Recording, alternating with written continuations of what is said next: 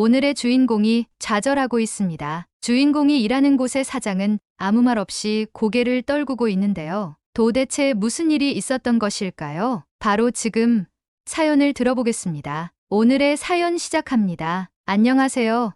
제 이름은 라차닌입니다. 저는 태국 북부에 위치한 아름다운 도시 치앙마이에 살고 있어요. 그 중에서도 산티탐이라는 동네에서 지내고 있죠. 산티탐은 치앙마이 시내와 가깝지만 시끄럽지 않고 조용하면서도 전통적인 태국의 모습을 간직한 곳이에요. 근처에는 사원들과 현지 시장이 많아서 늘 사람들이 오가는 활기찬 분위기죠. 하지만 동시에 여유롭게 산책하거나 카페에서 커피 한 잔을 즐기기에 딱 좋은 곳이기도 해요. 그래서 많은 외국인 관광객들이 산티탐을 찾아오고는 합니다. 제가 일했던 가게는 이 산티탐 지역에 있는 작은 로컬 음식점이에요. 쏨탐과 카오소이를 주 메뉴로 하는 가게인데 치앙마이를 찾는 외국인들이 이 음식들을 참 좋아했어요. 쏨탐은 잘 아시겠지만 매콤하고 새콤한 파파야 샐러드고 카오소이는 코코넛 커리를 얹은 면 요리인데 그 부드럽고 고소한 맛 덕분에 태국 북부를 찾는 관광객들에게 인기 있는 메뉴죠. 특히 한국인 손님들이 많이 찾아와서 카오소이를 주문하곤 했어요. 처음에는 다양한 외국인 손님들을 맞이하면서 한국인 관광객들이 유독 많이 찾아온다는 게 조금 신기했어요. 그런데 시간이 지나면서 치앙마이가 한국에서 굉장히 인기 있는 여행지라는 걸 알게 됐죠. 특히 한국 손님들은 태국 음식에 대해 굉장히 호기심이 많았고 현지 문화를 존중해 주셨습니다. 그 덕분에 저는 한국어에 자연스럽게 관심이 생겼고 한국어로 인사하는 법부터 배워보기 시작했어요. 처음엔 안녕하세요 같은 간단한 말만 외웠는데 그걸 듣고 한국인 손님들이 밝게 웃으면서 반겨주는 모습이 너무 좋았어요. 그러다 보니 한국 드라마나 K-팝에도 자연스럽게 관심이 가기 시작했습니다. 특히 도깨비나 미스터 션샤인 같은 드라마는 손님들이 추천해줘서 보게 되었는데 그 매력에 빠져서 몇 날 며칠을 몰아서 봤던 기억이 나요. 그 후로는 한국 드라마가 제 취미가 됐고 시간이 날 때마다 드라마를 챙겨보곤 했어요. 또 가게에서 일하면서 K-팝을 듣기도 했는데 그 중에서도 BTS의 음악이 제 마음을 사로잡았죠. 그들의 열정적인 무대와 음악은 저에게 큰 감동을 주었고 그렇게 한국 문화에 빠지다 보니 자연스럽게 한국어도 더 배우고 싶어졌어요. 그래서 한국어를 조금씩 독학하기 시작했어요. 문법은 어려웠지만 손님들과 간단한 대화 정도는 할 수 있을 만큼 배우고 싶었어요. 그러다 한 가지 아이디어가 떠올랐어요. 한국어로 된 메뉴판을 직접 만들어 보는 것이었죠. 한국인 관광객들이 저희 가게에 자주 오니까 그들이 편하게 주문할 수 있도록 메뉴판을 한국어로 만들면 좋겠다는 생각이 들었어요. 그래서 음식 이름과 설명을 한국어로 적어 넣은 메뉴판을 만들었고 손님들이 그것을 보고 무척 기뻐했어요. 한국인 손님들은 제가 한국어로 메뉴판을 준비했다는 사실에 고마워했어요. 한국어로 된 메뉴판을 보고 이렇게 한국어로 친절하게 준비해 주셔서 정말 감사합니다. 라며 인사를 건네는 손님들도 많았죠. 저도 그런 반응이 너무 좋았고 한국어로 짧게나마 대화를 나눌 수 있어서 뿌듯했어요. 손님들과 더 가까워질 수 있는 느낌이었거든요. 그 덕분에 더 열심히 한국어를 공부하게 됐고 가끔씩 한국어로 음식을 주문받을 때면 정말 신기하기도 했습니다. 제가 이렇게 한국어 메뉴판을 만들고 한국어로 소통하려고 노력하는 모습을 보신 사장님도 저를 아껴주셨어요. 사실 사장님은 처음에 제가 한국어를 배우기 시작했을 때는 조금 의아해하셨던 것 같아요. 굳이 한국어를 배울 필요가 있어 하는 표정이셨죠. 하지만 한국인 관광객들이 제 노력을 알아봐 주고 저희 가게에 대한 만족도가 높아지면서 사장님도 저를 더 신뢰하게 되셨어요. 그러더니 어느 날 사장님께서 제게 라차닌, 너 정말 우리 가게의 에이스야 라고 말씀하셨어요. 그 순간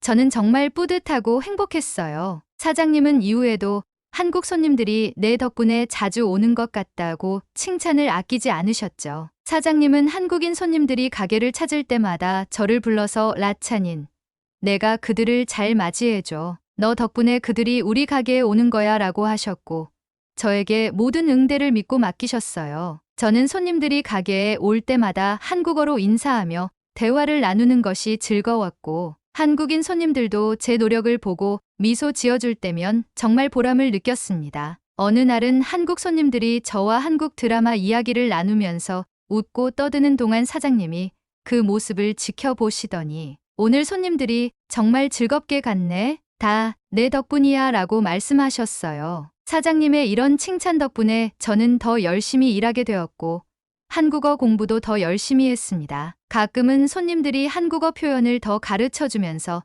저와 함께 웃기도 했고 덕분에 손님들과의 대화가 더 깊어졌어요. 저희 가게는 한국어 메뉴판을 가게 앞에 설치해서 더 많은 한국 관광객들이 찾아오게 되었고 저는 그 과정에서 많은 것을 배울 수 있었어요. 한국어를 배워서 한국어 메뉴판을 만든 것도 결국은 한국 문화에 대한 제 애정에서 시작되었고 그로 인해 한국인 손님들과 더욱 가까워질 수 있었어요. 그러나 이 행복한 시기도 그리 오래가지는 못했어요. 코로나19가 터지면서 가게는 한동안 문을 닫아야 했고 치앙마이 전체가 한산해졌죠. 관광객들이 전혀 없었으니 우리 가게도 큰 타격을 받았어요. 그렇지만 코로나 팬데믹이 끝난 후 여행 규제가 풀리면서 다시 가게는 활기를 되찾기 시작했어요. 특히 한국인 손님들이 다시 찾아와 주면서 가게는 점점 더 바빠졌고 저도 다시 즐겁게 일할 수 있었죠. 그런데 최근 이 모든 것이 갑자기 변하기 시작했어요. 코로나19가 끝나고 나서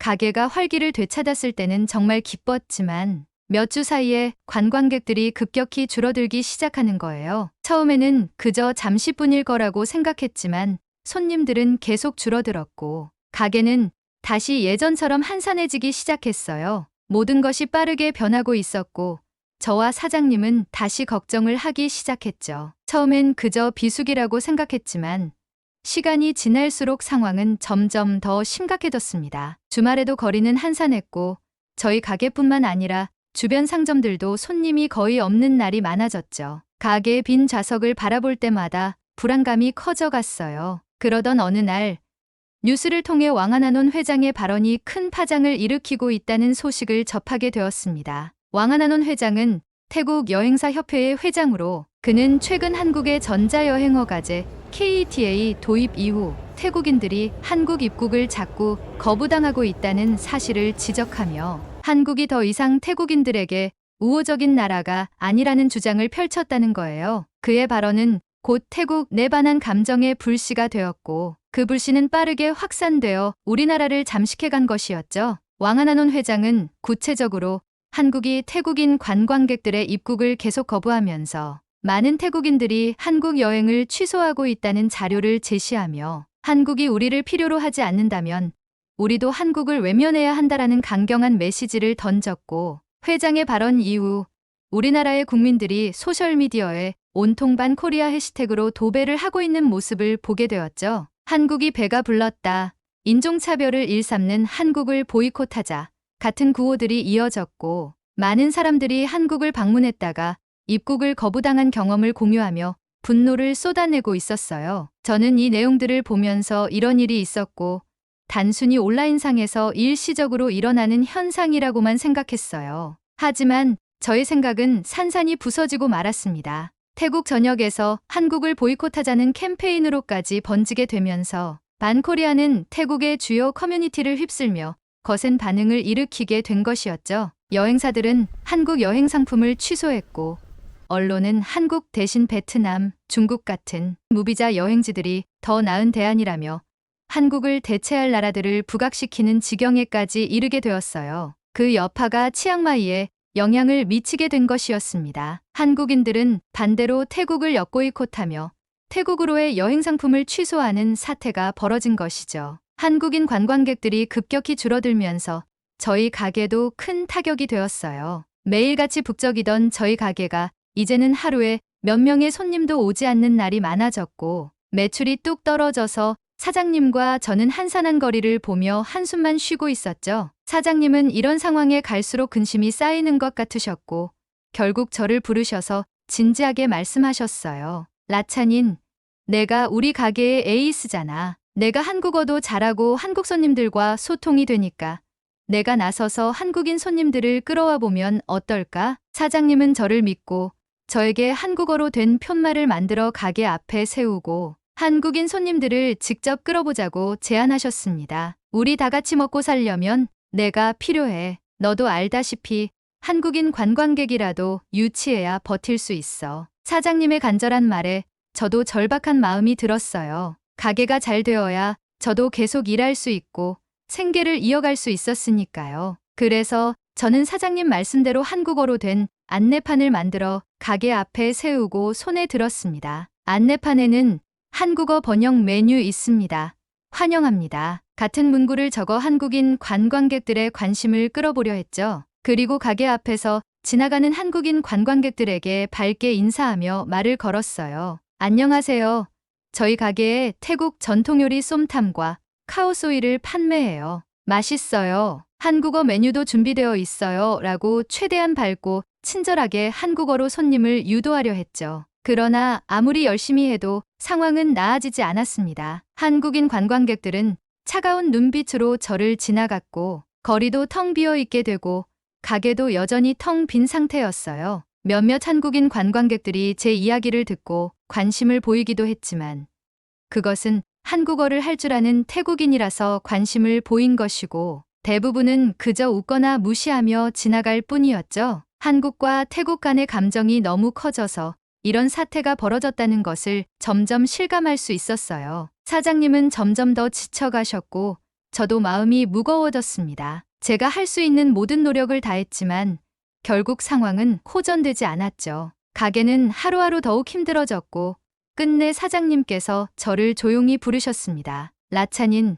정말 미안하지만 이제 가게를 더 이상 운영할 수 없을 것 같아. 저는 그 말을 듣는 순간 하늘이 무너지는 듯한 기분이 들었어요. 사장님은 무거운 마음을 억누르며 말을 이어가셨어요. 관광객이 너무 줄어서 가게를 유지하는 게 불가능해졌어. 렌트비도 감당이 안 되고 직원들 월급도 줄 수가 없어. 정말 최선을 다해봤지만 이제는 방법이 없어. 미안해. 사장님의 목소리에는 깊은 피로와 좌절감이 묻어났어요. 그리고 제 손을 다시 잡으시더니 말을 덧붙이셨어요. 상황이 나아지면 내가 제일 먼저 연락할게. 너는 우리 가게의 에이스니까 다시 함께 일할 수 있을 날이 오길 바라며 기다릴게. 그때까지 버텨보자. 정말 미안하다. 저는 그저 고개를 끄덕일 수밖에 없었어요. 가게가 문을 닫는다는 현실을 받아들이기 힘들었지만 사장님의 결정이 최선이라는 것도 알고 있었죠. 그날 이후 가게는 문을 닫았고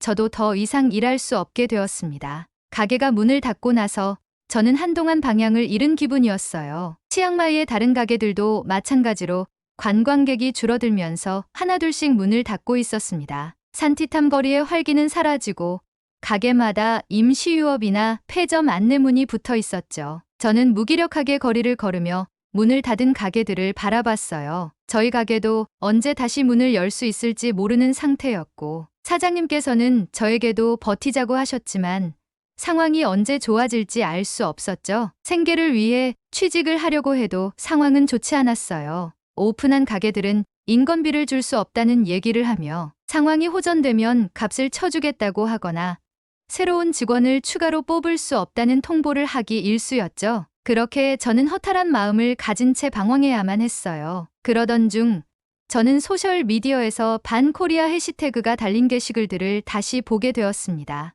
아직까지도 자국민들이 한국에 대해 분노를 표출하는 게시물들이 끊임없이 올라오고 있었어요. 게시물에는 여전히 한국이 고마운 줄 모른다.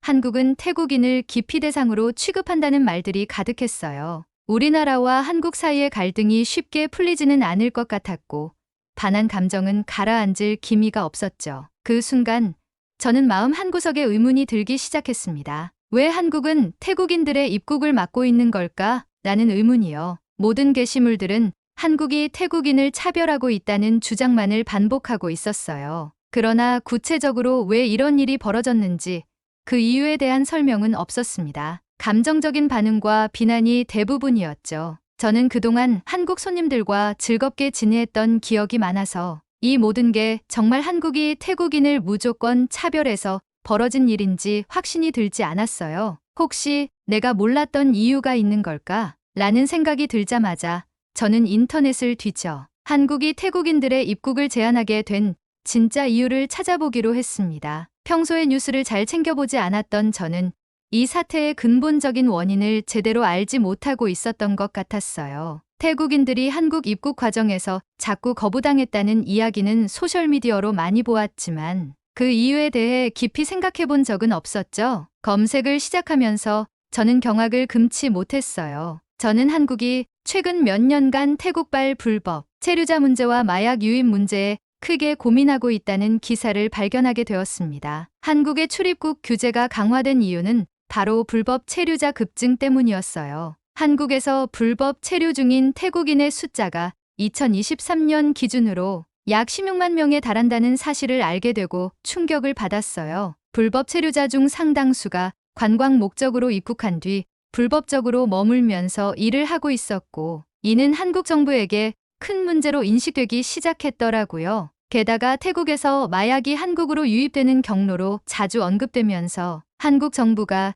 태국발 입국자를 더욱 엄격하게 심사하고 있다는 사실도 알게 되었습니다. 한국이 태국인들의 입국을 제한하게 된 이유는 단순히 차별적인 이유가 아니라 불법 체류자와 마약 유입이라는 심각한 사회적 문제를 해결하기 위한 조치였던 거죠. 이 사실을 알게 되자 저는 그동안 우리 국민들이 느꼈던 반한 감정과 분노가 어이가 없어지며 다른 감정이 들기 시작했어요. 물론 태국인 입국이 제한된 것은 분명 안타까운 일이었지만 그 배경에는 한국 사회가 겪고 있는 문제가 있었다는 것을 이해하게 된 거죠. 그동안 소셜미디어에서 떠돌던 이야기들은 너무 일방적이었고 감정적인 반응이 컸다는 생각이 들었어요. 아니, 우리도 잘못하고 있고 태국에 대한 인식을 한국인들이 느끼기에 좋지 않게 심어주고 있는데 너무 편향된 시선으로 감정적으로만 대응할 게 아니라 서로 대화하며 문제에 대해 해결해야 하는 게 아닌가? 라는 생각을 하며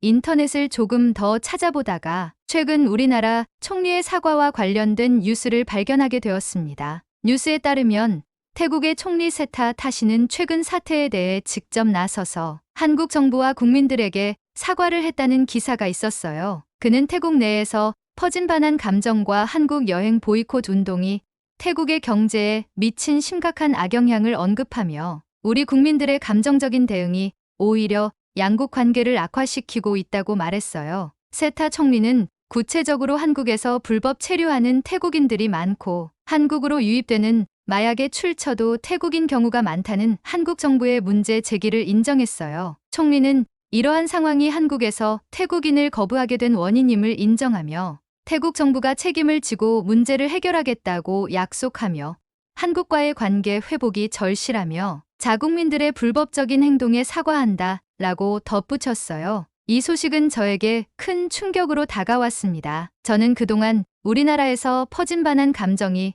그저 한국의 차별적인 태도로 인해 벌어진 일이라고만 생각했지만 사실은 더 복잡한 문제가 있었다는 것을 깨달았습니다. 한국과 태국의 갈등은 단순한 차별의 문제가 아니었고 두 나라 모두에게 심각한 사회적 문제들이 얽혀 있었던 거죠. 그동안 태국 내에서 퍼지고 있던 가짜 뉴스와 과장된 보도들이 반한 감정을 부추기고 한국 여행 보이콧을 촉발했지만 그 결과는 우리가 예상하지 못했던 경제적 재앙을 불러왔잖아요. 우리나라 관광객이 급감하면서 우리나라의 주요 관광지들이 파산 위기에 처했고 특히 치앙마이와 더불어 푸켓과 파타야에서까지 많은 사람들이 일자리를 잃고 있었고 경제적 피해를 보고 삶의 위협을 받고 있었죠. 저도 그중 하나이고요. 저는 태국 내에서 퍼지는 어린애들 같은 감정적인 반응들에 공감하기는커녕 태국에 대한 답답함과 분노가 치밀어 올랐어요. 결국 그 피해는 우리 자신에게 돌아온다는 사실을 직접 경험하고 있었으니까요.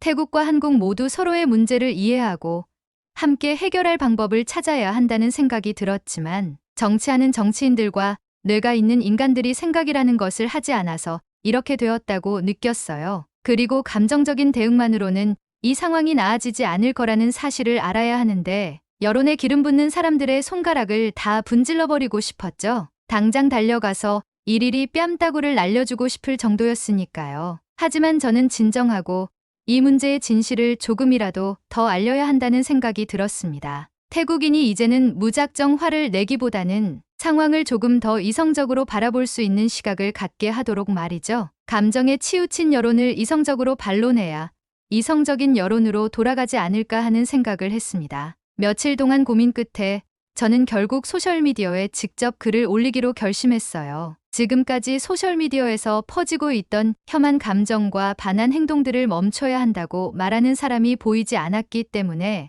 제가 직접 나서야겠다는 굳은 결심을 하게 된 거죠. 저는 글을 쓰면서 한국이 왜 태국인들의 입국을 제한하는지 그 이유를 분명하게 나열했어요. 불법 체류자 문제, 마약 유입 문제 등 한국이 겪고 있는 현실적인 문제들을 하나하나 설명하며 한국이 태국인을 차별하는 게 아니라 우리 내부의 문제를 먼저 해결해야 한다고 강하게 주장했습니다. 이대로 가다가는 태국이 스스로 무너질 수 있습니다. 반한 감정이 오히려 우리 경제에 더 큰 타격을 주고 있어요. 직접 겪고 있고 가게 문을 닫았고 직업을 잃었습니다. 한국과의 갈등을 감정적으로만 대응할 게 아니라 이제는 이성적으로 대화하고 소통해야 합니다. 지금이야말로 양국 간의 협력이 필요할 때입니다. 저는 태국인들에게 이렇게 외쳤어요. 감정만으로는 아무것도 해결되지 않고 오히려 우리 국민들에게 더 큰 피해가 돌아가고 있다는 걸 사람들이 깨달았으면 했죠. 그리고 마지막으로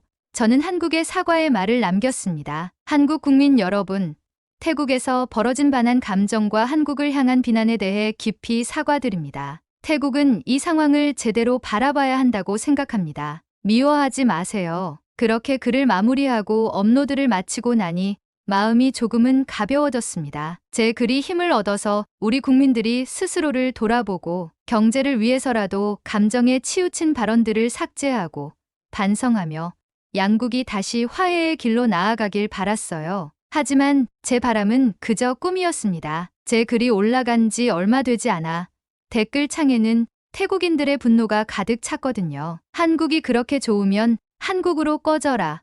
배신자. 너 어디 사냐? 우리나라가 단합이 안 되는 단편적인 예시라는 말들이 줄줄이 달렸어요. 저를 향한 분노와 조롱이 쏟아졌고 그들의 격한 반응에 저는 큰 충격을 받았습니다. 저는 태국 사람들과 함께 이 문제를 해결해 나가고 싶었는데 오히려 저조차도 자국에서 환영받지 못하는 존재가 되어버린 겁니다. 그 순간 저는 나라에 대한 정이 뚝 떨어졌어요. 이대로는 더 이상 버틸 수 없을 것 같다는 생각이 들었죠. 그동안 치앙마이에서 문을 닫고 먼지가 쌓인 가게들을 바라보며 어떻게든 치앙마이를 떠나지 않고 버텨서 다시 한국인들과 외국 관광객을 맞이하는 날을 기다려야겠다는 생각이 싹 사라졌습니다. 저는 한국으로 가는 것을 진지하게 고민하기 시작했습니다. 한국인들이 가게에 와서 제게 베푼 사랑과 감사를 느끼고 싶었고 한국인들과 한국어로 한국 문화를 소통했을 때의 추억을 회상하며 한국에서 인생의 이막을 열고 싶었죠. 저는 KETA를 정식으로 신청했고 다행히 입국 허가를 받게 되었습니다. 한국에 가서 일을 하면서 새로운 시작을 할 수 있겠다는 생각이 들었지만 갑자기 하나의 걱정이 머릿속을 혼란스럽게 했습니다. 한국에서 태국인이라는 이유로 차별을 받고 막 대하진 않을까 두려워지기 시작하는 겁니다. 한국에서도 태국에 대한 감정이 나빠져서 역보이콧도 감행했고 불법 체류자들이 범죄를 저지르고 있어서 태국인이라면 진절머리를 치진 않을까? 내가 그곳에서 무사히 정착할 수 있을까? 하는 걱정이 머릿속을 떠나지 않았어요. 하지만 이곳에서 계속 무기력하게 살아가는 것은 언제 돌아올지 모르는 저의 생계에 큰 위협이 될 것 같았고 답도 나오지 않았어요. 차라리 한국에 가서 깨끗하게 일하며 새로운 삶을 시작해보는 게 나을지도 모른다는 생각이 들었습니다. 그래서 이렇게 한국의 여러분께 사연을 보내봅니다. 제가 정식으로 한국에 입국해서 일을 하게 된다면 저를 차별하지 않을까요?